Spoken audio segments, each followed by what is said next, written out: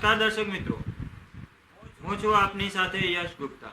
આપ જોઈ રહ્યા છો પ્રકોપ ન્યૂઝ। સમાચારની વાત કરીએ તો મિશન ગ્રીન ગાંધીનગર અંતર્ગત ધરતી માતાને પુનઃ પલ્લવિત કરવા માટે એક મહત્વાકાંક્ષી કાર્યક્રમ ગાંધીનગરના સેક્ટર 30 મુક્તિધામ ખાતે આયોજિત કરવામાં આવ્યો હતો। આ કાર્યક્રમના મુખ્ય ઉદ્દેશ્ય મુજબ પશુ, પક્ષીઓ અને દરેક જીવનું કલ્યાણ થાય તે માટે વૃક્ષારોપણ અને સીડ બોલ નાખવાનો કાર્યક્રમ યોજાયો। મુખ્ય અતિથિ માનનીય શ્રી મીરાબેન પટેલ, મેયર ગાંધીનગર અને માનનીય શ્રી હસમુખભાઈ પટેલ, એડીજીપી દ્વારા વૃક્ષારોપણ કરવામાં આવ્યું। આ કાર્યક્રમમાં તેમણે ગાંધીનગરની જનતાને વધુમાં વધુ વૃક્ષો વાવવાની અને તેનું જતન કરવાની અપીલ કરી।